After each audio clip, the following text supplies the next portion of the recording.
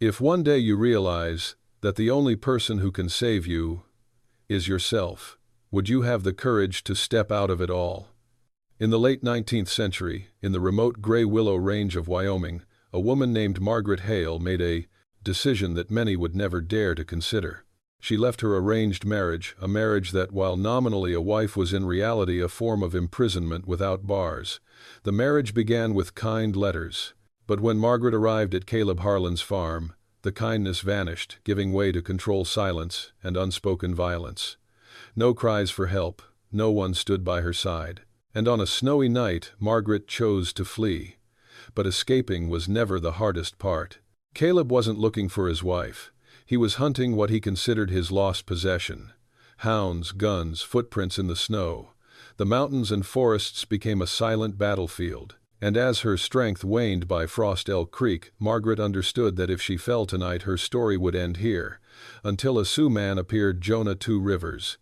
He didn't ask who she was. He didn't ask what she had done. He only asked one question: are you still breathing? If you were in that situation, standing in the middle of a snow-covered mountain with no way back, would you choose to keep running? Or would you dare to stand still and live a different life? Stay with us and embark on a story of kindness, honor, and quiet rebirth amidst the harsh frontier. Don't forget to like, share, and subscribe to our channel to join us on this journey. No one in the town of Ash Hollow, Nebraska, remembers exactly when Margaret Hale arrived. All they know is that she always sat near the window of her small tailor shop, where the afternoon light filtered through the frosted glass, enough to see each stitch clearly. She sewed clothes for railroad workers, mended trousers for farmers, and adjusted collars for widows like herself, women who were more accustomed to silence than to conversation. Margaret was 32 years old. In the frontier region at the end of the 19th century, that age for an unmarried woman was almost a foregone conclusion. No one said it out loud, but everyone understood choices were few. Throughout her life, Margaret never thought about living for herself. She grew up in a family where duty always came before dreams. Her mother died young, and her father's health deteriorated after an accident at the sawmill. Margaret learned sewing not out of passion, but because it was the only job she could do at home, both to look after her siblings and to earn money. When her father died, she didn't cry much. People usually don't cry when they've become accustomed to loss. The only person left with Margaret was her younger sister Anna, thin, taciturn, with a persistent cough that had lasted through many winters. At first it was just a mild cough when the weather changed. Then gradually each cough felt like a tearing wound in her chest, leaving behind terrifying silences. The town doctor said it was a sign of weak lungs, requiring regular medication and fresh milk. Margaret nodded, paid the bill, and went home to count her worn coins. The money for medicine ran out faster than she had anticipated. Her sewing work never provided a steady income. There were days when Margaret had to choose between buying new thread or buying more medicine for Anna. She chose the medicine. Clothes could be mended, but breathing couldn't. The autumn evenings in Ash Hollow were quiet. Too quiet. As the wind blew across the prairie, the rustling of the dry grass sounded like the whispers of unspoken words. Margaret would often sit by Anna's bedside, listening to her heavy breathing and wondering how much longer she could bear this burden. Not because she was weak, but because the human body has its limits and patience is not infinite. The advertisement appeared one Monday morning, sandwiched between a horse sale notice and an announcement of a new train route. The lettering was small and neat. A widowed man with a ranch in Montana is looking for a respectable wife. No promise of wealth, just sincerity. Margaret read it once, then folded the newspaper. She didn't laugh. Nor did she shake her head. Just a strange feeling, like standing at the edge of a river in winter, knowing the water is cold but unsure of any other way to get to the other side. She had heard about marriages by letters. Some were fortunate. Others vanished without a trace. In Ash Hollow it was nothing unusual, but Margaret never thought she would be a part of it, until Anna coughed up blood one cold evening earlier than usual. That night Margaret sat alone for a long time. The oil lamp burned low. Her shadow stretched long on the wall, thin and fragile, just like her life at that moment. She thought about the years gone by, about what she had done right and what she had never had the chance to do wrong. Some women are born to dream. Margaret was born to endure. But even endurance needs a reason to continue. She took the advertisement out of her pocket. The paper was slightly crumpled. Margaret carefully smoothed it out as if smoothing out an unformed thought. She wasn't imagining love. She wasn't dreaming of happiness. She was simply thinking if she left Anna might receive better treatment. If she married, she could exchange it for a warm home for the coming winter. Some decisions bring no joy. They only bring responsibility. The next morning, Margaret wrote a letter. Her handwriting was neat and straight, not flowery. She mentioned that she knew how to sew, was used to hard work, and wasn't afraid of loneliness. She didn't say much about herself. Nor did she complain. At the end of the letter, she wrote only one short sentence. "I'm not looking for an easy life. I just want a decent life." As she folded the letter, her hands trembled slightly, not from fear but because she understood that from this moment on the road ahead would no longer be an easy one to turn back from. Anna looked at her with a mixture of worry and gratitude. She neither advised nor discouraged. Some families understand each other so well that words are unnecessary. Margaret simply held her hand warm and firm. For a moment she wondered if she was saving her or pushing herself into a different, unnamed fate. Out there the prairie wind still blows. Winter is approaching. And somewhere far from Ash Hollow there is a man who will read this letter, a man Margaret has never met, but is about to place the greatest faith of her life in. Could a gentlewoman accustomed to living for others save herself by trusting a stranger? That question has no immediate answer, but it has begun to breathe slowly, persistently in sync with Margaret Hale's heartbeat. Margaret didn't know that on the other side of those simple words, another voice, patient and discreet, was gradually forming through each reply letter. The first reply arrived on a gray afternoon, as the wind blew along the dirt streets of Red Willow, Kansas. Lydia Moore was bent over her embroidery frame when the postman knocked. The envelope was cream-colored, the handwriting neat and unhurried. Just by looking at the ink, Lydia knew the writer wasn't the type of man who was hasty or ostentatious. There were letters that carried the writer's breath, slow, steady, and deliberate. She held the letter in her hand for quite a while before opening it, not because she was nervous but because she was used to not expecting too much. Expectations had disappointed her enough times before. But this time there was something different, like hearing the sound of horse hooves in the distance, neither familiar nor unfamiliar but enough to make one look up. The man signed himself Thomas Whitaker, living in a small valley near Bear Creek, Montana. He wrote that he had been a widower for 4 years, owned a modest farm, and did everything himself. He didn't say much about himself, much less about the distant future. He only mentioned small things this winter. The snow came early, the stream behind his house hadn't frozen yet, and he usually got up before sunrise. There are no promises of an easy life, no sweet words, just a calm tone as if he's not trying to persuade anyone, simply speaking the truth. Lydia read the letter twice. Then she folded it carefully. Her cousin Martha, who lived with her, noticed this. Martha was a few years older than Lydia, and had been married before then, widowed in a mining accident. She understood the silences that others didn't notice. "He didn't paint the horizon too far away," Martha said, after reading the letter. "People like that are usually trustworthy." Lydia didn't answer immediately. She had lived nearly 40 years with more duty than choice. She knew men could write beautifully, but writing and living weren't always one and the same. Thomas Whitaker, however, didn't write as someone trying to sell a dream. He wrote as someone accustomed to truth, however simple it might be. The subsequent letters arrived regularly once a month, not too often to be intrusive, nor too infrequently to be indifferent. Thomas wrote about repairing the fence, about the old horse that could no longer pull a heavy plow, about an evening he lit the fire later than usual because the wind had changed direction. He didn't ask Lydia many personal questions. Only occasionally did he ask if she liked winter and what she usually did in the evenings. Lydia responded with appropriate caution. She mentioned that she knew how to cook simple meals, was accustomed to living frugally, and didn't expect a man to change for her. She didn't talk about past losses.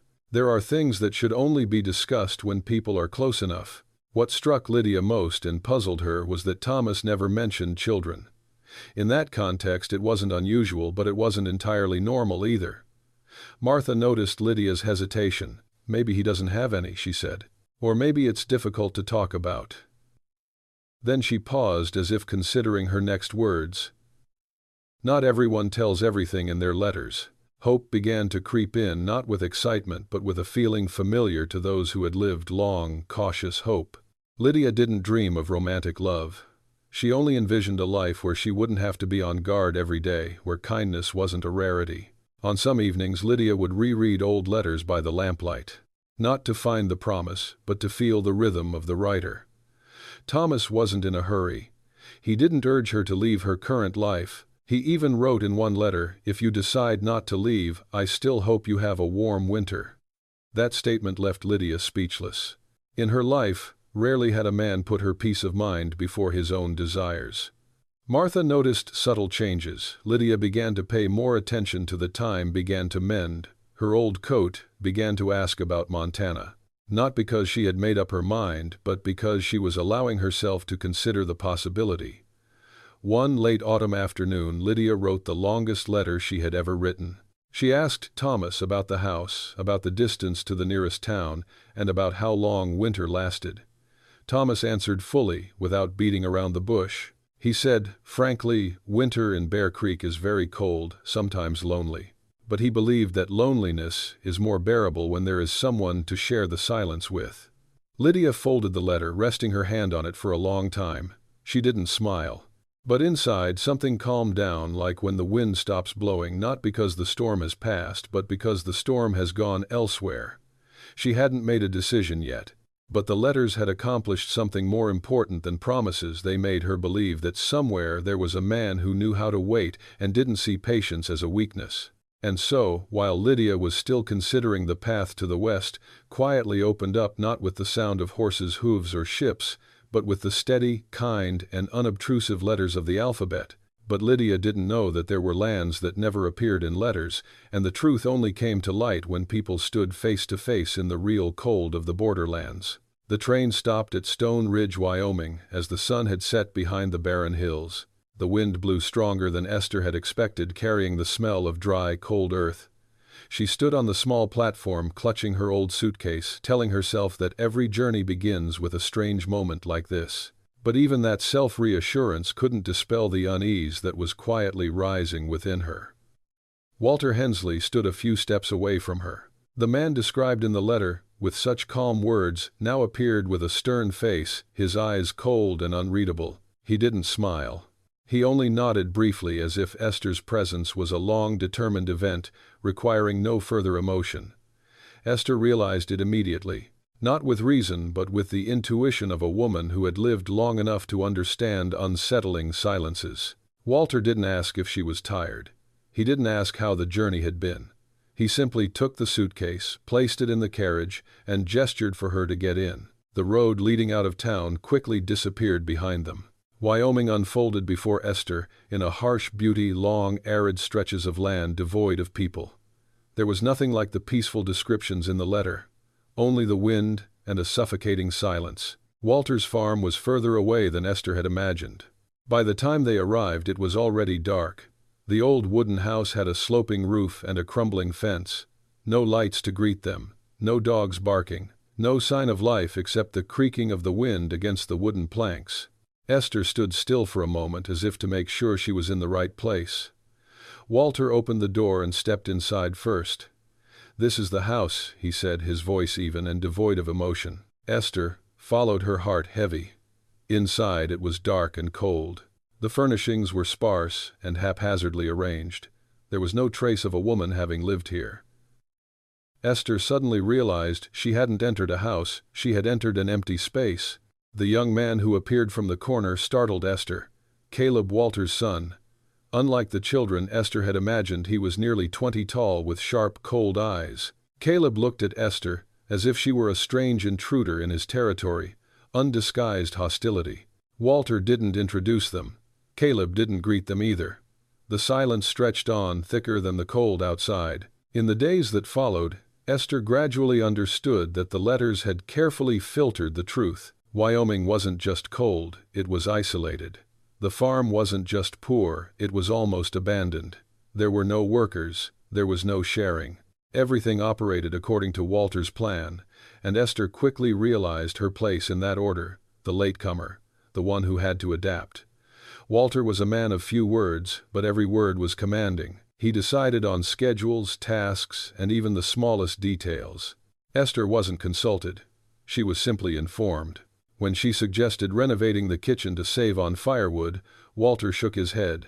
"No need," he said. "Do it the old way." Caleb watched Esther in silence.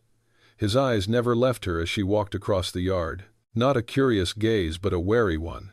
Once Esther overheard him whisper to her father, "She doesn't belong here." Walter didn't reply. But he didn't contradict him either. The feeling of wrongness grew stronger with each passing day. Esther wasn't afraid of hard work. She was used to difficult tasks, but what tired her out wasn't the work itself, it was the deliberate coldness. No one beat her. No one raised their voice. But every door was closed, even if it wasn't locked. That evening, Esther sat alone at her wooden desk, recalling the letters. She wondered if Walter had deliberately withheld the truth, or if he truly believed it was insignificant. There are men who take harshness for granted, forgetting that not everyone is prepared to live through it without a word of comfort. Esther's intuition grew stronger. She began to observe the way Walter scrutinized everything she did, the way he never asked her what she thought, the way Caleb always stood between her and the door whenever a stranger came by. There was no violence, but there was control. And control, when wrapped in silence, was all the more terrifying. Esther understood that the audience, those who had lived long enough to recognize the signs of a mistake, would see this very early on. It wasn't a shock. It was a growing unease, like clouds gathering before a storm. One morning when the wind blew stronger than usual, Esther stood gazing out at the vast prairie. She suddenly realized that this land had never appeared in the promise. It was not described, not explained, and now it surrounded her cold, wide, and with no clear escape. Esther didn't cry. She was past that age. But deep inside, something quietly closed in the belief that kindness in a letter could guarantee kindness in real life. And from that moment, Esther began to understand that if she continued to live here, she would have to learn to survive in silence, or find another path, even if that path led into darkness. But Esther didn't yet know that there are houses that don't need locks because the people living inside gradually forget they once had the right to leave. The log cabin in Dry Fork, Wyoming was never locked. The front door was only slightly ajar, its hinges creaking whenever the wind changed direction. But Abigail Turner knew perfectly well this place didn't need a bolt, because no one was truly allowed to leave when the will of the man inside had been decided. Graham Turner called it order. He said it calmly, as if he were talking about the weather or the seasons. Order meant he decided the wake-up time, meal times, and daily routines. Order meant Abigail didn't need and shouldn't have an opinion. "This house has always operated this way," Graham said. "You just need to get used to it." Abigail had long been accustomed to silence. But this silence was different. It wasn't a choice to maintain peace. It was a condition for survival. The smallest decisions, moving the table, hanging another curtain, boiling water earlier, were considered superfluous. Every time Abigail opened her mouth, Graham looked at her as if she had interrupted something important. Then he said his familiar words, "It's not necessary." Also in the house was Rose, Abigail's younger sister. Rose had visibly lost weight since winter had arrived early. Her cough echoed against the bare walls every night. Abigail prepared her medicine, warmed her milk, and added extra blankets. Graham watched but didn't ask. He didn't object, but he didn't help either. His indifference wasn't loud. It was quiet and steadfast, an indifference that made one doubt their own feelings. "Perhaps everyone's tired this season," Graham said once when Abigail mentioned the town's doctor. "We don't have money to spare for uncertainties." Abigail nodded. She was used to nodding. The days passed in a rigid rhythm. Early in the morning, Abigail got up to light the fire and prepare breakfast. Graham went to the stables. Caleb, Graham's stepson, worked in the fields. Rose stayed in her room, coughing and breathing heavily. No one spoke much. There was no need. In that silence, power was maintained smoothly. Abigail began to realize that the most frightening thing wasn't the orders themselves but the way they were delivered, calm, logical, as if it were the most natural thing in the world. When she suggested writing to the doctor, Graham shook his head. "You're worrying too much," he said. "A wife should trust her husband." Trust. That word was used as a lid to cover up all the questions. Rose was growing weaker. One night Abigail sat by her bedside, listening to her ragged breaths. She suddenly understood that endurance was no longer a virtue when it meant abandonment. The next morning Abigail said she was going to town. Graham looked up, his eyes darkening. "No," he said. "It's cold. The road is long." "I'll be quick," Abigail replied, her voice still low. It was one of the rare times she hadn't nodded immediately. Graham rose. He approached unhurriedly. The moment lasted long enough for Abigail to think of the letters from the past, the kind words that had brought her here. Then the slap came without a shout. Just a quick, cold movement. The sound was brief, like clapping to get someone's attention. Abigail didn't fall. She stood still. No screams, no tears. The silence that followed was heavier than the cold outside. Graham exhaled as if he had just completed a task. "I don't want this to happen again," he said, his voice eerily normal. Abigail touched her cheek. It didn't hurt much. But something had broken, not flesh and bone, but the last illusion that things could still endure a little longer. Audiences, especially women who have lived long enough, will recognize this simmering resentment. No violent scenes are needed. The calmness of the perpetrator and the silence of the victim are enough to tug at the viewer's heartstrings. That night Abigail couldn't sleep. She heard Rose cough, the wind whistling through the cracks in the door, Graham's footsteps on the porch. Every sound was familiar, and it was this familiarity that frightened her. She began to observe the time Graham left the house when he returned, the days he went into town to drink. She didn't make a plan. She just remembered. There are men who underestimate silence. They don't know that silence can be a way for others to learn to survive. The next day, Graham acted as if nothing had happened. He ate, worked, and talked about the weather. This normalcy was a warning. Abigail understood that from now on, every act of defiance would come at a price. But she also understood something else. If things didn't change, Rose wouldn't survive the winter. Abigail stood by the window, gazing out at the barren prairie. The house was unlocked. But within her, another door had just closed, the door of submission. Instead, a narrow passageway opened its shape, unclear but enough for her to know that she was not entirely imprisoned. And in the quiet chill of the dry fork, an idea began to take shape, not noisy, not romantic, simply a decision growing silently. And as winter tightens its grip on Rose's breath, Abigail will understand that there are moments when endurance is no longer a virtue but an act of self-denial. That winter arrived early in cold Hollow, Montana. Thick snow covered the barren hillsides, and the wind swept across the prairie as if trying to wipe away any trace of human presence. In the low log cabin, Lucy Bennett lay silently on her bed beside the dying fire. Her breaths were short and shallow, each inhale seemingly overcoming an invisible barrier. Mary Bennett sat beside her, her hand on her sister's wrist, counting each breath, slower, more infrequent. Mary was used to waiting. Waiting for the cough to subside. Waiting for winter to pass. Waiting for her husband Edgar Hale to agree to call a doctor.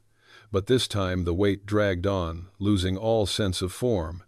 Lucy died at dawn when the hearth was reduced to embers. No last words, no tears.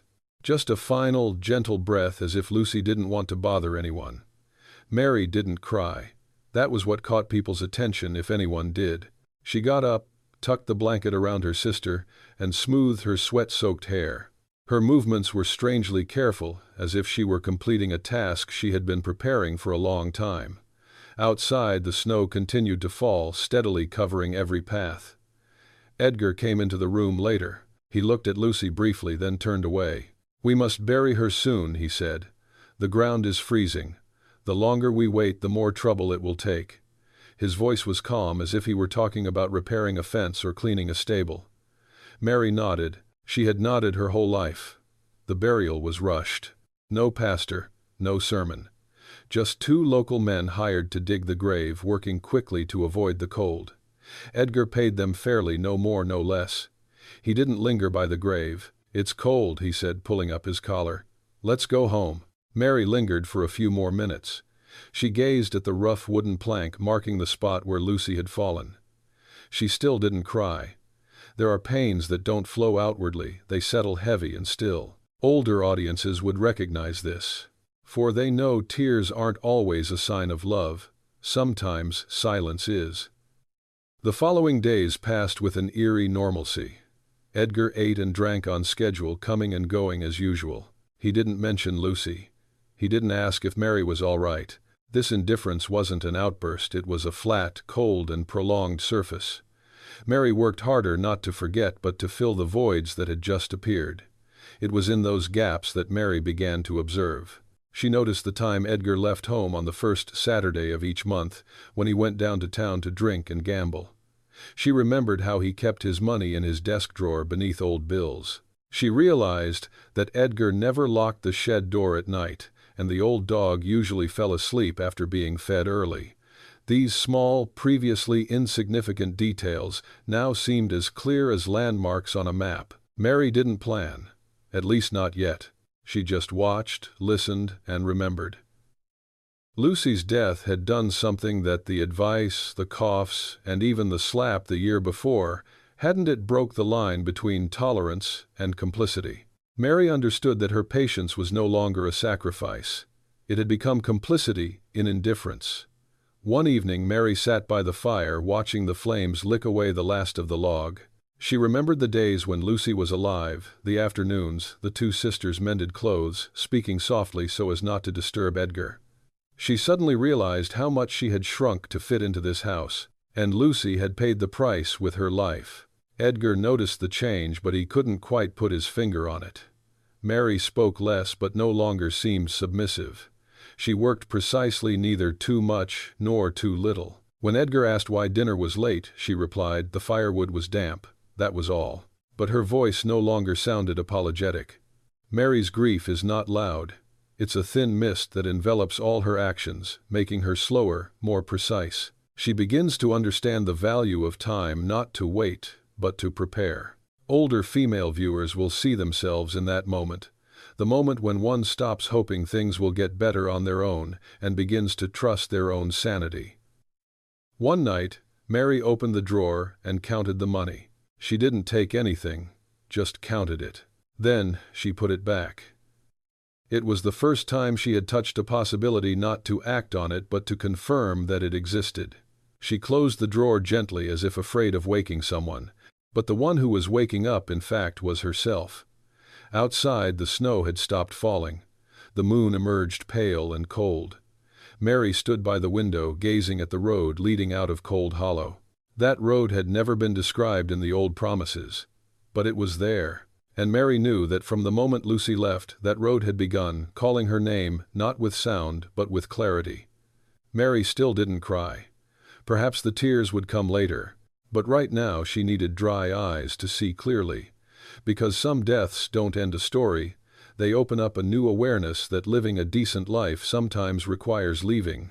And when the pain has subsided enough for Mary to hear her own heart clearly, she will understand that silence is not just about suffering. It can also be a way to prepare for freedom. After Lucy's funeral, the house in Pine Crossing, Wyoming became so quiet that you could hear the wood creak as night fell. Hannah Brooks still got up early as usual. She lit the fire, cooked porridge, and swept the floor. Everything went on as usual, neither more nor less. At first glance, no one would notice anything had changed. But it was in this unchanging state that something new was taking shape. Hannah was quieter than before. Not the silence of fear, but the silence of someone who had decided to listen. She listened to Robert Brooks' footsteps each morning, distinguishing when he wore leather boots and when he wore light shoes. She heard the barn door open in the afternoon and the horse neighing as Robert prepared to leave the house. These sounds repeated themselves long enough to become an unwritten routine. Robert paid no attention. He believed his wife's silence was a sign of submission. "She understands," he once told an acquaintance in town. And indeed, Hannah understood, but not in the way Robert thought. She began to remember the days Robert went down to Clearwater for drinks. Once a month, always the first Friday after the full moon. He left early and returned late, reeking of alcohol and self-satisfaction. On those days, Robert was less vigilant. Hannah noticed it like a gardener notices the changing seasons, no big signs needed, just small details. Money was the next thing Hannah noticed. Robert kept his money in a coarse cloth bag, hidden behind a loosely fitted board under the table. He didn't lock it because he believed no one would dare touch it. Hannah didn't take it, she just kept a secret. Every time Robert paid for the grain or animal hides, Hannah left a coin. Very small. So small that no one would notice. But time is a cumulative thing. The clothes were prepared quietly. A thick dress, an old woolen coat of Lucy's carefully mended. Hannah hid them in a flour sack that Robert never opened. She did everything slowly without rushing, because rushing was a sign of fear, and Hannah didn't want to be afraid anymore. Her emotions at this moment were no longer pure grief. They had shifted to a different state, a calm bordering on cold. Older viewers, especially women, would recognize this state. It wasn't impulsive courage. It was courage forged from years of being disregarded, of having decisions made for her. Robert began to notice the change but couldn't name it. Hannah didn't argue. She didn't plead. When he asked why dinner was bland, she simply replied, "The salt is running low." No apology. No further explanation. That calmness irritated Robert more than any protest. There were nights Hannah sat alone by the window, watching the trail leading out of Pine Crossing. She didn't imagine freedom as something romantic. She thought of it as a series of tasks to be done: how far to go before dawn, how much water to carry, which streams to avoid when the ice melted. Her silence at that moment was a map being gradually drawn. Hannah didn't tell anyone. Not because she didn't trust anyone, but because she understood that a survival plan couldn't withstand the disruption of advice. Lucy had once believed in waiting a little longer, and Lucy was gone. That memory held Hannah captive with a terrifying focus. One afternoon, Robert said he would be going to Clearwater the next day. Hannah nodded. She had been waiting for that. She added more firewood near the stove as if preparing for a long night. Robert didn't notice. He was thinking about alcohol and gambling. Cruel men often believe the world revolves around their attention. That night, Hannah reviewed everything in her head. No paper, no lists. Just landmarks: the time the horses were fed when the dogs were fast asleep, the time needed to walk to Frost Bend before dawn. She didn't tremble, because fear had been replaced by clarity. The lingering question whether she had the courage is no longer the right question. Courage isn't a fleeting emotion. It's the accumulation of small decisions repeated day after day until there's no turning back. Hannah looked around the house one last time. No resentment, no lingering attachment. Just the look of someone who understood that if she stayed, she would gradually disappear the way Lucy had. And Hannah wouldn't allow that to happen. Outside, the wind changed direction. Night fell quickly.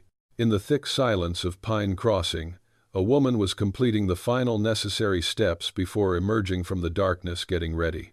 And when night falls deep enough to conceal footsteps, Hannah will understand that her silence is no longer a shell of endurance, but the final coat before crossing the snow. Snow had begun to fall that afternoon, fine and persistent like dust.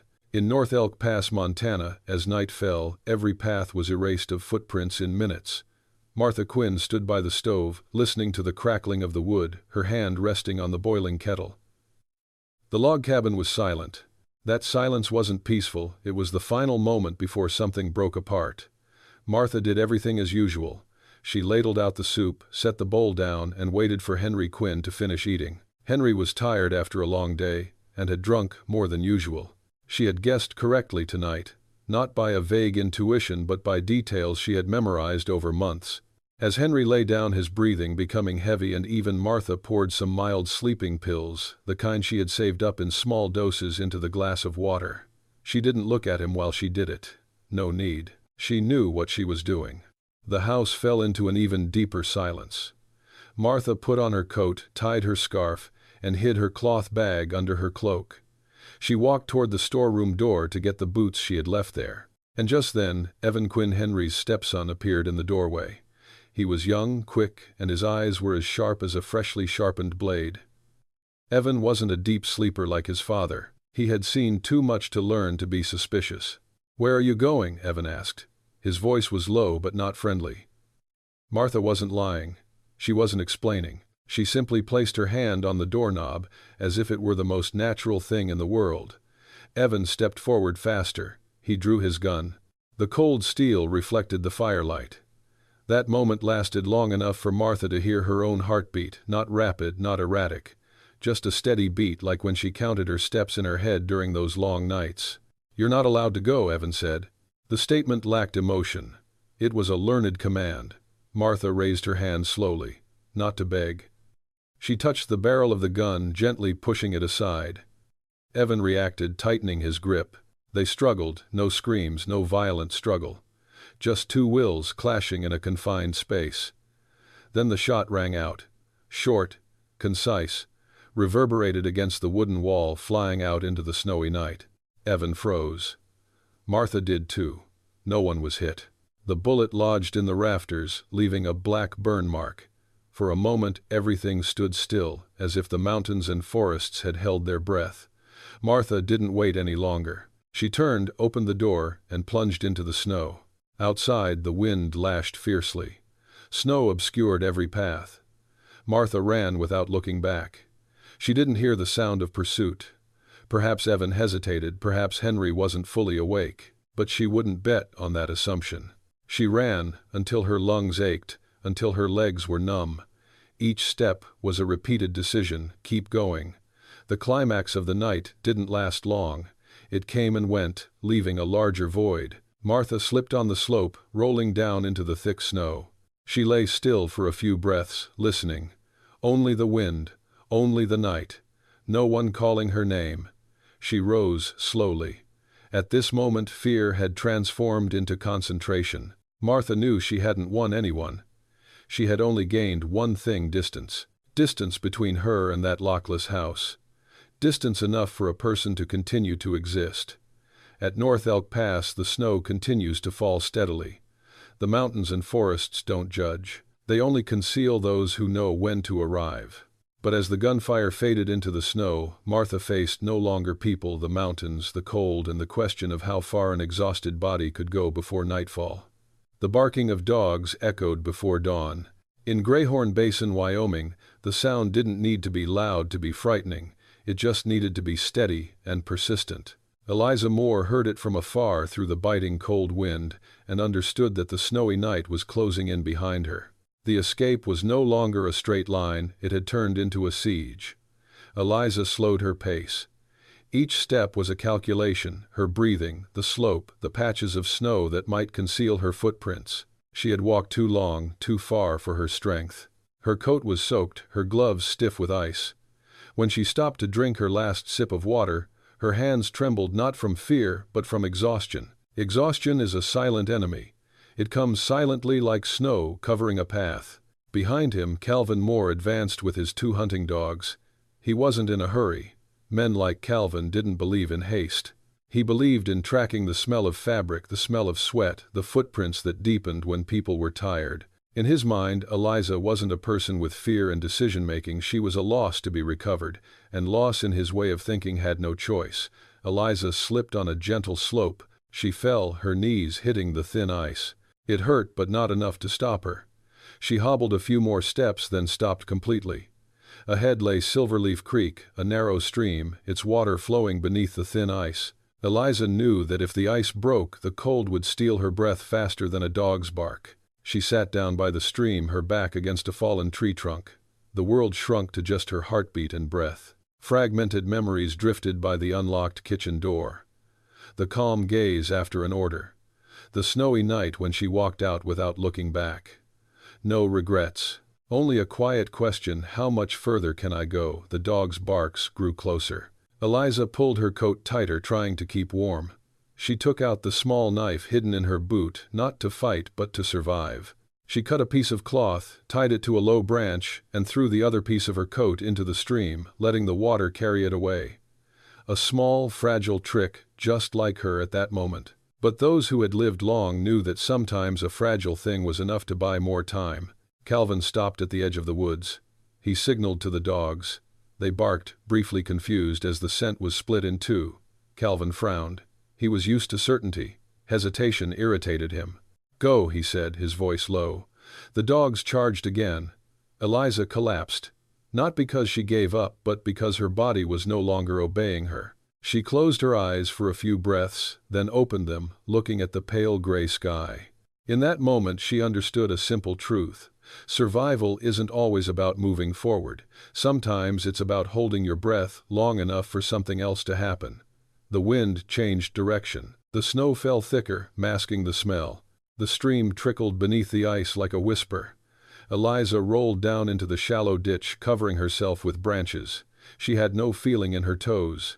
Time stretched, compressed, no longer measured in minutes. The dogs' barks suddenly faded into the distance.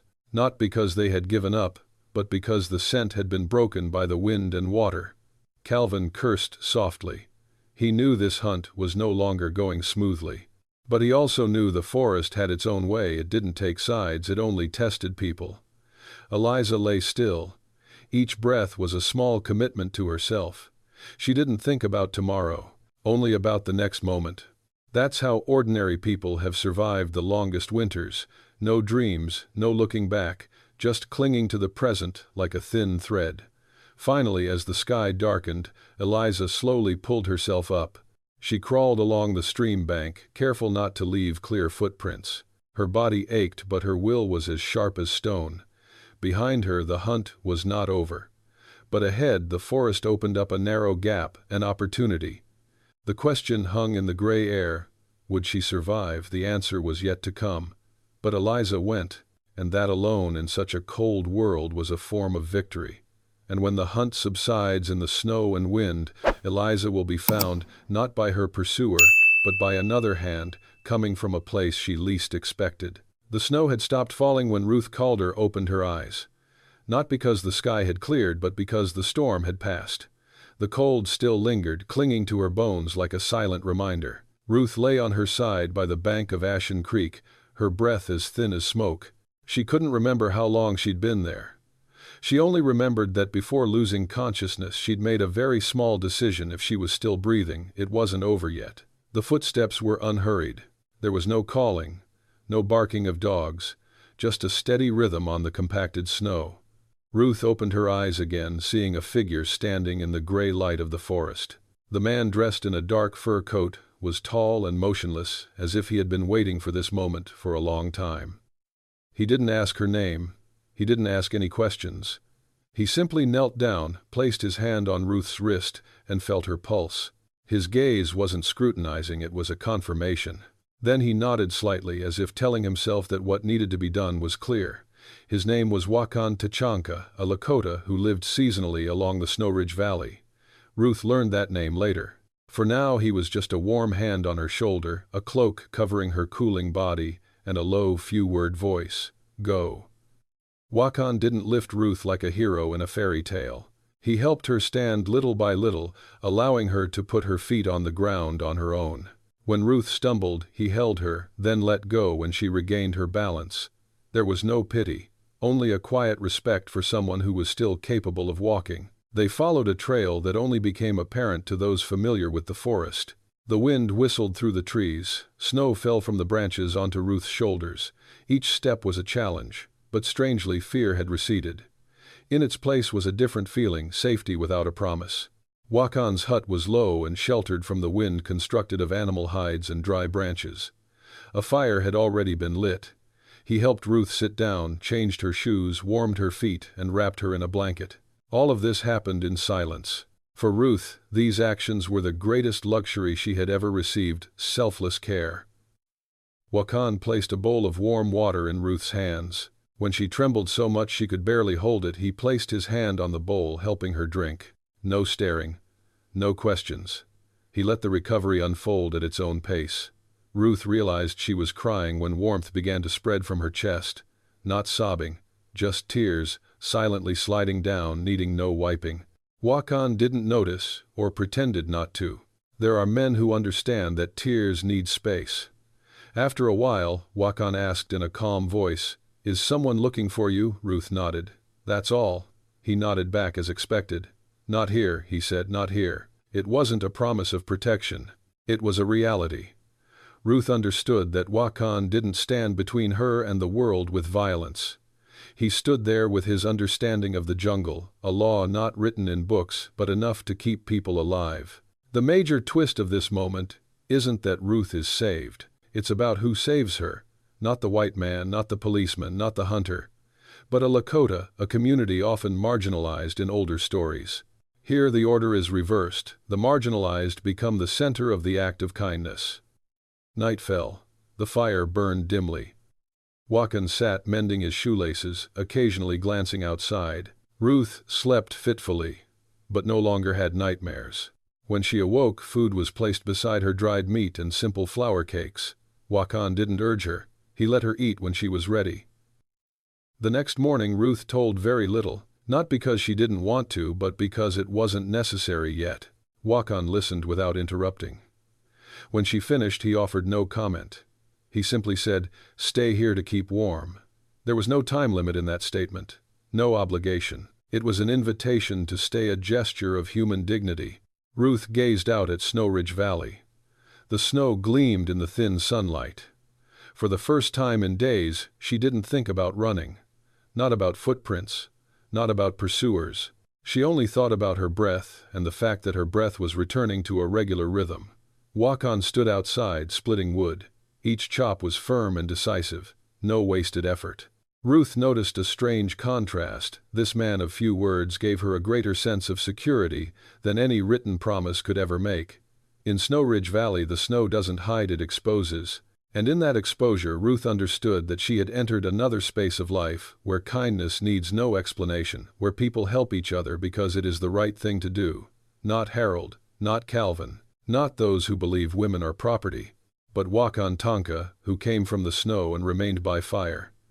And in that warmth that needed no promises, Ruth would relearn something she thought was lost, that true security begins with being respected as a human being. The first morning at Willowbreak Hollow arrived slowly. Thin rays of sunlight slid across the tent walls, pausing on wisps of smoke. Ellen Marrow awoke without a start. Her body still ached, but fear had receded like a weary animal returning to its den. She lay still, listening not to be alert, but to realize something new. Safety has its own sound. Here, that sound was the gentle breeze and the steady rhythm of the fire. The Lakota man Teokahe Luta sat outside, his back turned. He didn't enter when Ellen woke up. No peeking, no hasty questioning. He maintained his working distance, a distance sufficient for someone who had been violated many times to breathe deeply without fear of being touched. Ellen sat up slowly. Tokahe heard the movement but didn't turn around immediately. He set the bowl of warm water down on the ground a short distance from the tent, then stepped back. Only when Ellen spoke very softly, "Thank you," did he nod, saying nothing more. The way he did, everything had its own rhythm, the rhythm of someone who understood that healing couldn't be rushed. The following days passed like that. No curious questions, no explanations demanded. Tokahe did only what was necessary. He lit the fire when the wind changed, adjusted the edge of the tent to keep out the snow, and placed the food where Ellen could take it herself. He never touched her unless necessary. When he had to help bandaging a scrape on her ankle, he paused for a moment, waiting for Ellen's nod. That respect was not ostentatious, it was genuine. Ellen began to sleep more soundly. The nightmares became less frequent. She realized she could sit still for hours, staring at the fire, without thinking about running. For those who have lived a long time, that moment is not insignificant. It's a sign that the body has believed, even before reason has a chance to understand. Tokahe didn't tell his own story, nor did he ask about Ellen's past. When she spoke very little, he listened, his eyes fixed on the fire. No judgment, no correction. He only said what was necessary, like placing the stone in the right place to keep the fire burning steadily. "Here," he said, "once people come to warm themselves first. We'll talk later." Ellen learned to believe in it. Not through promises, she had heard too many promises, but through a series of small, consistent actions. Every morning a bowl of warm water appeared. Every evening the fire was kept just right. When the wind blew strongly, the tent was reinforced. Not a single day did Teokahe deviate. That consistency to Ellen was more valuable than any commitment. One afternoon the snow fell thicker than expected. Ellen shivered not from the cold but from memories. Taokahe noticed immediately. He didn't ask. He added more blankets, sat a little further away to avoid pressure, and began chopping wood, a steady, decisive rhythm. That sound anchored Ellen to the present. Healing sometimes is simply having something regular to hold on to. Ellen noticed something strange when she wasn't asked, "Who are you?" She began to remember who she was. Not property, not a burden, just a woman who needed warmth, time, and the right to make her own decisions. Taokahe didn't give her that. He created the conditions for it to appear on its own. One morning Ellen cooked her own meal. She placed Taokahe's portion on the stone steps. He nodded, eating slowly. No praise, no comments. The equality here needed no declaration. It was present in the way the two shared the fire and the silence. Ellen began helping with small tasks, gathering dry firewood, mending torn leather. Taokahe let her do it without taking over. When she got tired, he took over. No one rescued anyone. They simply stood by each other at the right time. It was the most enduring form of human connection the frontier had ever fostered. One night Ellen awoke to the wind. She went outside and saw Taokahe gazing up at the sky. He pointed a faint streak of light, a shooting star. Ellen stood beside him without touching him. They shared the moment as they would a simple meal, no name needed. In Willowbreak Hollow, beautiful things don't need to be expressed in words. The next morning Ellen asked a single question. "Can I stay longer?" Taokahe replied curtly, "Until it gets warm. No days, no conditions, no promises." Ellen understood that this warmth didn't lock her up. It didn't make her indebted. On the contrary, it restored something that had been taken from her for too long, the right to decide when to get up and move on. True security, Ellen realized, was when people didn't need to control each other to keep each other together. At Willowbreak Hollow, the wind still blew, the snow still fell. But inside the small tent, the fire burned steadily. And for the first time in many days, Ellen thought about the future, not as a place to run to, but as a path she could choose. And when the warmth is enough to help Ellen remember herself, the buried stories will find their way back, not to stir up pain, but so that the two of them can understand why they both stand on the edges of this world. Evening arrived earlier than expected in Cedarwind Basin. The wind swept through the valley, carrying the scent of pine resin and cool ash. Clara Whitfield sat by the fire, her hands clutching a cup of warm water. No more trembling, no more shrinking back. Just a woman learning to sit still in her own body. Across from her, Neol Red Cloud, the Lakota man who had brought Clara here, rearranged the firewood one log at a time, as if the order of the world could be maintained by small things. They had been together long enough that silence was no longer a burden. But tonight the silence opened another narrow gap, where stories began to find their way out, not to be pitied, but to be laid to rest. Neol spoke first. He didn't look directly at Clara. He looked at the fire as one looks at something unchanging. "I once had a family," he said, his voice even. "A bad winter, heavy snow, a plague." He paused long enough for the fire to crackle. "My wife and child went together." No superfluous details, no names, no dates. Just the words necessary for the story to stand. Clara didn't ask any more questions. She understood that what remained had been said in the only way possible. Neol didn't say how much pain he was in. But his hands as he set the log down were a beat slower. The pain of someone who has suffered a long-term loss needs no words, it's in the rhythm of his hands. Clara nodded, not to agree but to acknowledge she had heard. That acknowledgement in the world of the abandoned was a rare form of support. Neol breathed a sigh of relief, as if he had just put down a burden he had carried for too long.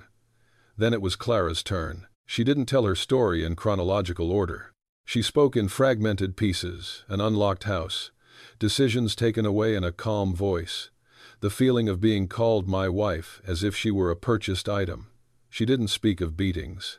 She spoke of deprivation, a quieter but more prolonged form of violence. Neol listened.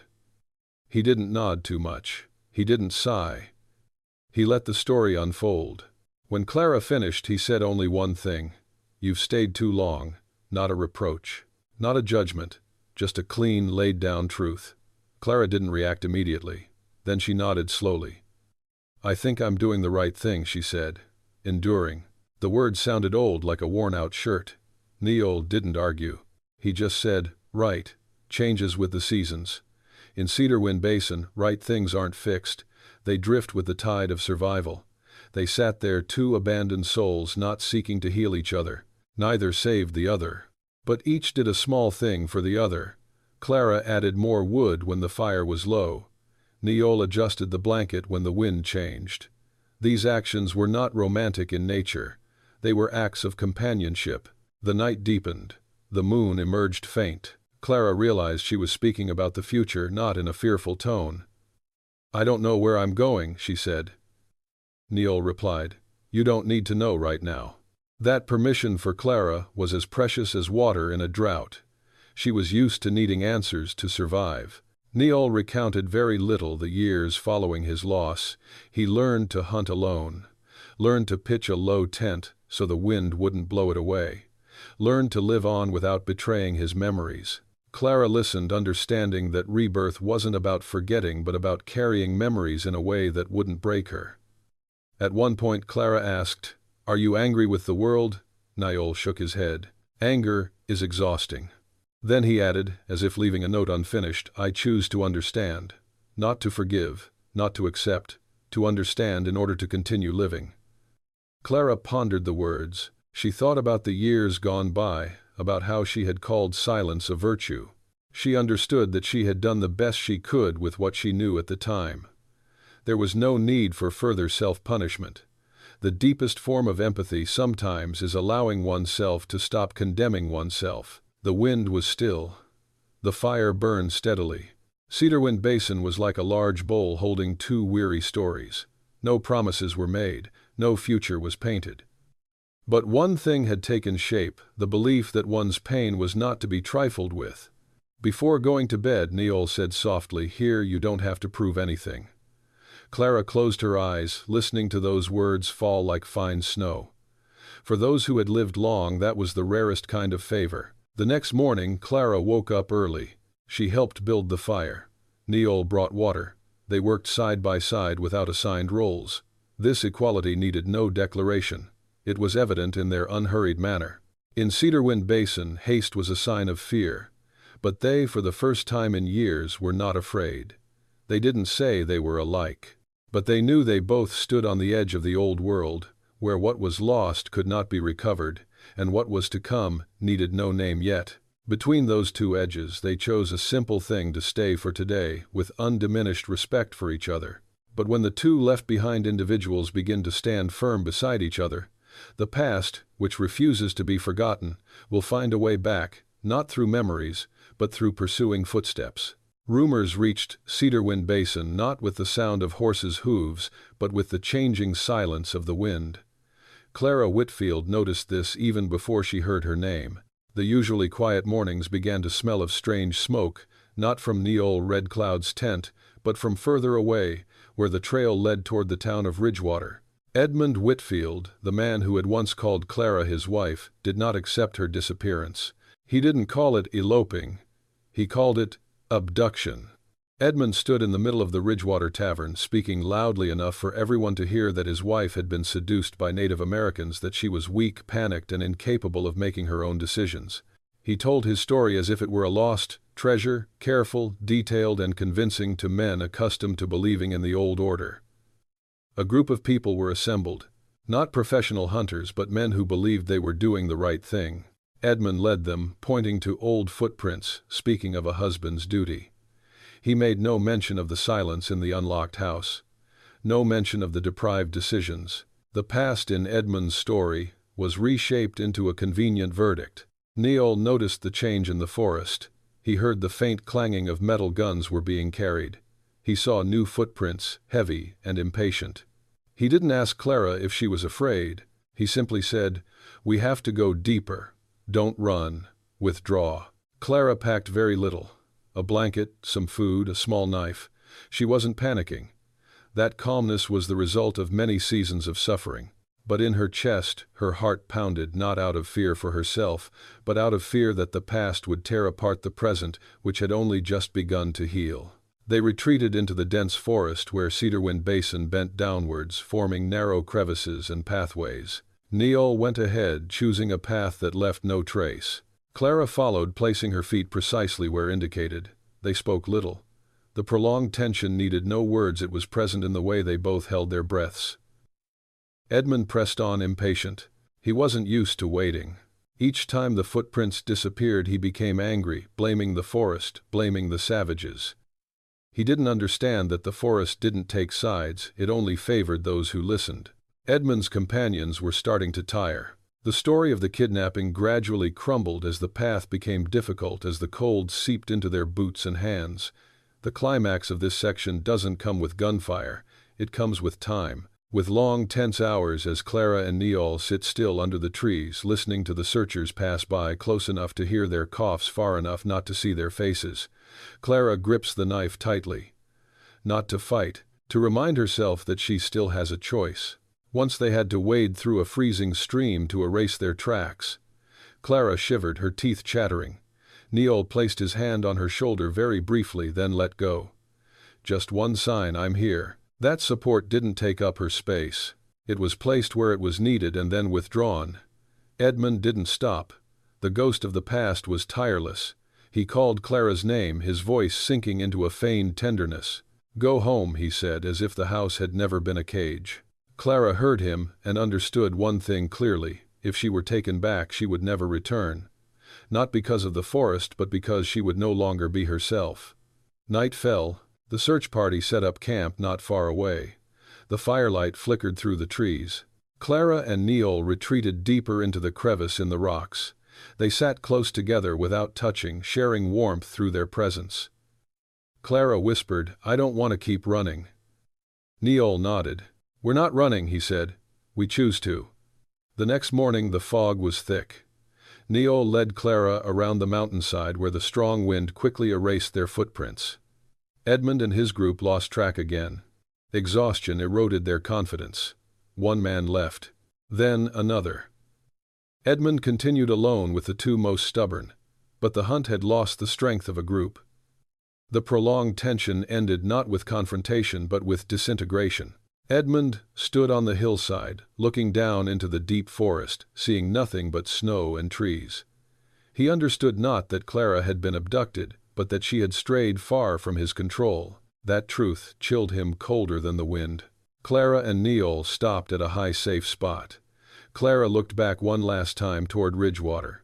No hatred, no pity, just the clarity of someone who had crossed the final threshold of the past.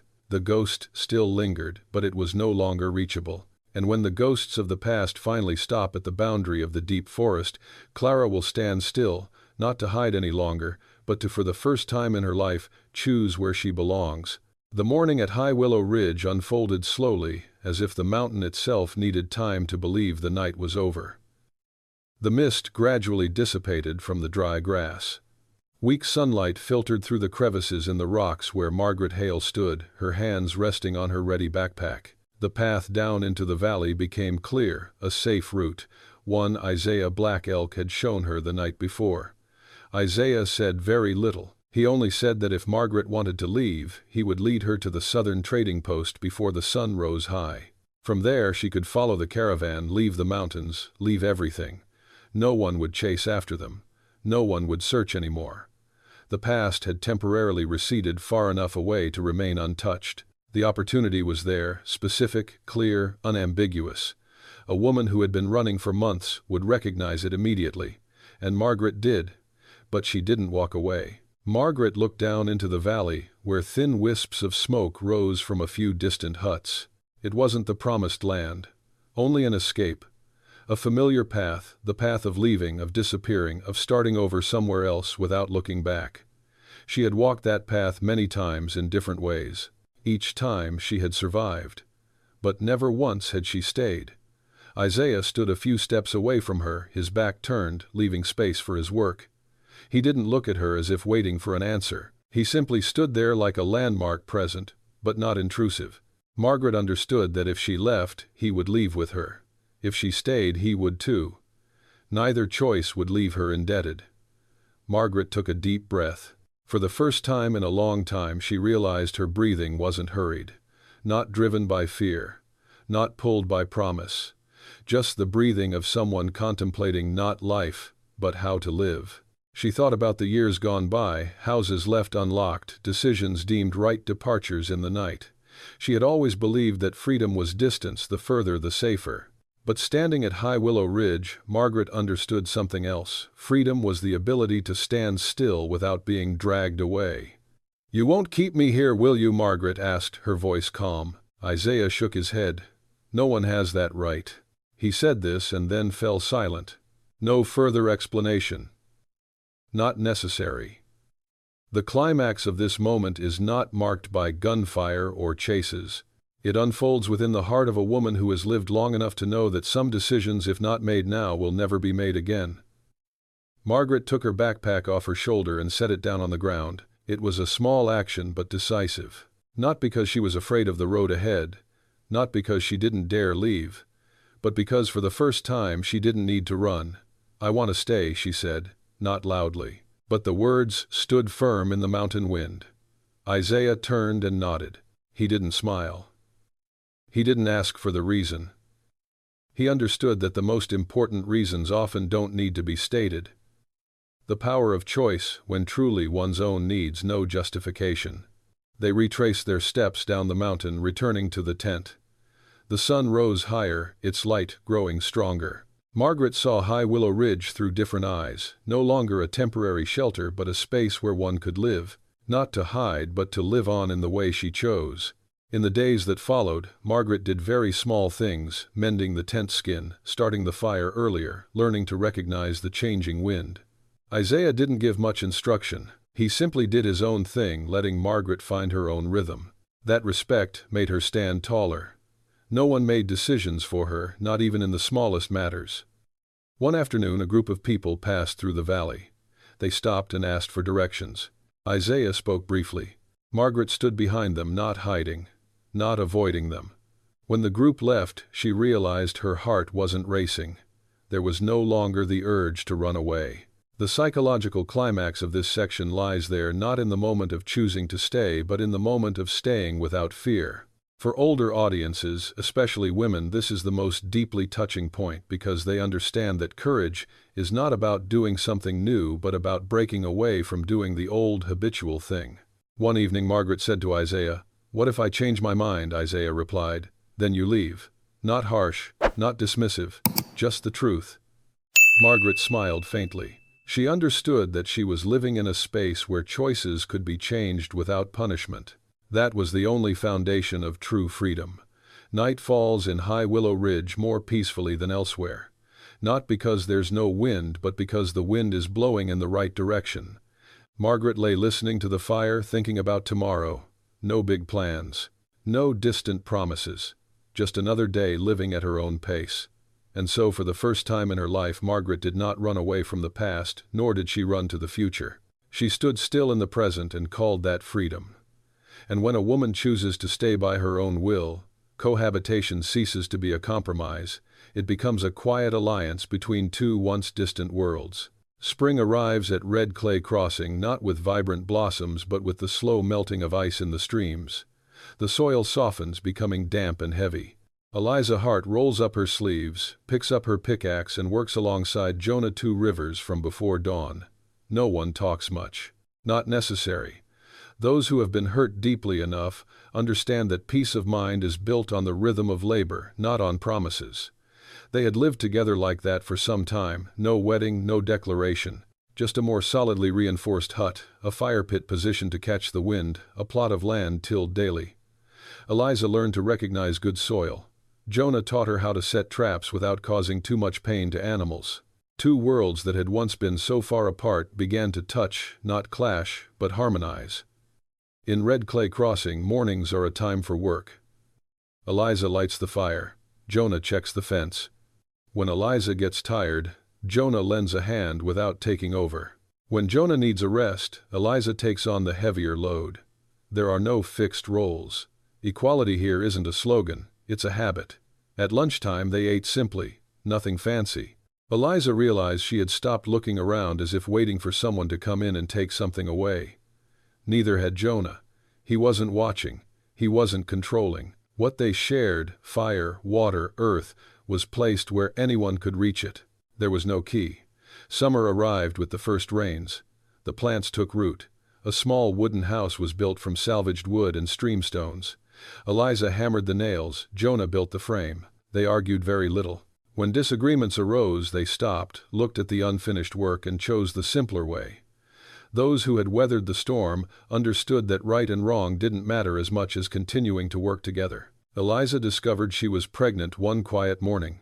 No panic, no excessive joy, just a quiet feeling spreading through her chest, warm and firm. She told Jonah that evening by the fire. Jonah didn't ask many questions. He nodded, then added more firewood. That action for Eliza was a complete commitment to stay. They don't call it a miracle. In the borderlands, those who live authentically understand that rebirth is not noisy. It happens when a weary body is still cared for. When a child is awaited by reinforcing the roof before the windy season. When two people choose each other's safety over joy. Eliza slowed down as her belly grew heavier. Jonah adjusted his pace. No rushing. No holding back. He learned to listen to the subtle changes in Eliza's footsteps as he listened to the wind changing direction. Care doesn't need to be spoken. It's present in doing things at the right time. People passing by Red Clay Crossing sometimes stopped. They saw a white woman and a Native American working side by side, not overly curious, not judgmental. Because the scene, though rare, was true in a very ancient way, people working together to survive. Eliza didn't shy away from their gaze. Jonah didn't explain. They let their work speak for itself. Autumn arrived. Food was stockpiled. The house stood firm against the first winds of the season. Eliza rested more, her hand on her stomach. Jonah adjusted the windows, measuring the light. They talked about winter not with fear but with plans. Faith was measured by preparation, not by vows. When the child was born, there was no grand ceremony. Just warm water, enough fire, and two skilled hands. Eliza was tired but alert. Jonah was there, never leaving. The child cried, a small but clear cry. In Red Clay Crossing, that was the sound of rebirth. Eliza looked at Jonah, unable to name the growing love between them. Jonah looked at Eliza, needing no name. Those who have lived long understand that when love needs a name to exist, it is fragile. But here, love is chosen every day, choosing to stay, choosing to work, choosing to respect. The following days passed with a new rhythm. Eliza cared for the children. Jonah worked closer to home. They took turns resting. Neither of them sacrificed themselves to the point of exhaustion. Lasting strength is built on balance, not on endurance. In the evening, they sat in front of the house, watching the sky darken. Eliza thought about the path she had traveled, without regret. For what she had lost had led her here. Jonah thought about the seasons that had passed without forgetting. For memory, when respected, does not hinder the present. The alliance between the two worlds in Red Clay Crossing wasn't signed on paper. It was held together by earth, fire, and a sleeping child. It didn't declare victory. It worked. And in this harsh world, working together is the most enduring form of love. And when a roof stands firm without a lock, the past will be forced to retreat, not because it has been defeated, but because it no longer has a place in that new life. Winter arrived in North Willow Plain with low, lingering winds. The snow wasn't as heavy as in previous harsh years, but enough to blanket the path around the small log cabin. Sarah Bennett stood on the porch, bundled up in a thick coat, gazing at the valley bathed in a silvery gray. It was the color of things past, no longer sharp. News arrived slowly, like everything on the frontier. A passerby at the trading post said that Thomas Granger, who had once called Sarah his wife, was under investigation in the town of Larkspur. Questions about property, about false accusations, about how he fabricated the kidnapping story. Then came the news: Thomas had fled. No one knew where he went. All that was known was that his name had vanished from Sarah's life. Sarah didn't ask any further questions. She didn't need to know the details. Because there are chapters in a book that once closed don't need to be reread to understand why they ended. The most important truth was clear. She was no longer being called back. In North Willow Plain, life goes on with the little things. Sarah and Daniel, Two feathers take turns shoveling snow from the porch, checking the food storage, and reinforcing the windows. No new locks have been installed. Not necessary. The house stands strong because of faith and good habits, not because of bolts.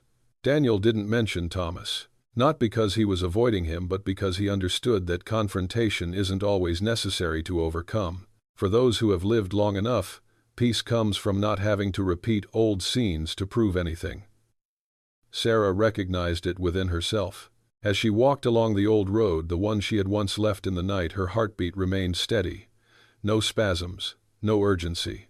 She stopped looking at the old footprints erased by the snow. No reflex to run. Only a quiet confirmation she was in the right place she had chosen.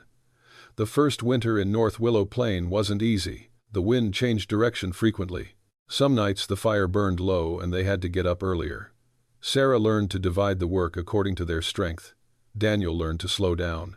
They didn't call it sacrifice. They called it adjustment, the thing that makes their coexistence endure. On some afternoons, Sarah would sit mending clothes, watching the faint light slide across the floor. She thought about the years gone by, not bitterly, because bitterness was how the past continued to occupy her space. Sarah chose to acknowledge rather than blame, acknowledging that she had done the best she could with what she knew then. And now she knew more. Daniel came and went quietly. He didn't control the time. He didn't ask where he was going or when he would be back. That trust wasn't a one-time gift. It was practiced every day. For older audiences, this was the most recognizable kind of love, a love that needed no verbal affirmation. When news of Thomas's escape spread, someone asked Sarah if she wanted to confront it to bring it to a close. Sarah shook her head. "It's already closed," she said. Her voice wasn't cold nor harsh, just firm. She understood that not confronting it wasn't weakness. It was the choice of someone no longer being dragged back. Winter passed slowly.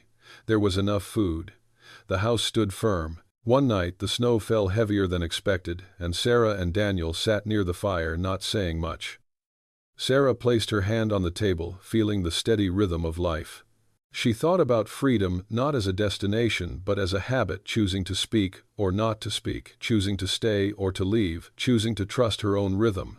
The next morning the sky was clear. Sarah stepped out onto the porch and gazed into the distance. She wasn't waiting for anyone to return. She wasn't afraid of anyone appearing. There was no need to disappear to be safe. In North Willow Plain, her presence was self-evident, not a challenge nor an explanation. Daniel put the fresh firewood in the shed. He looked at Sarah and nodded. No words were needed. They understood that every winter would pass, but the choice to live decently had to be repeated every day. That was the only thing that kept life from reverting to its old ways. At the end of the season, the snow melted. The earth was exposed, dark and wet. Sarah rolled up her sleeves, preparing to plant. She didn't rush. No need to prove anything. Just work steadily, at the right rhythm. Daniel helped rebuild the fence. Work followed work. Life was built by work, not by pronouncements. If anyone were to ask Sarah whether she had won or lost, she wouldn't answer the way they expected. Because this isn't a story about victory. This is a story about staying without fear, about a woman who no longer has to flee to live. In North Willow Plain, another winter will come. But Sarah knows, and the audience knows, that winter is no longer a threat. It's just a part of the life cycle. And freedom, Sarah understands, is a choice each day to choose to stay, to choose respect, to choose to continue living decently, even though no one is obligated to see it. And so, the story concludes not with a slammed door, but with an open porch, unlocked, without fear. Just one woman standing firm in her own life, neither returning to the past nor disappearing from the present. Margaret Hale's story is more than just an escape from violence. It's a profound reminder that freedom isn't something someone gives you, it's something you choose every day. Many of us, especially those halfway through life, have remained in situations that no longer command respect because of responsibility, habit, or fear of change. Margaret was once like that too. She endured not out of weakness but because she believed it was the right thing to do. But at some point she realized endurance is no longer ethical if it destroys oneself. The Sioux man, Jonah Two Rivers, didn't save Margaret in a heroic way. He simply did one very simple thing: he respected her as a human being, and it was that respect that helped Margaret remember her own worth. The biggest message of this story isn't in the chase or the drama.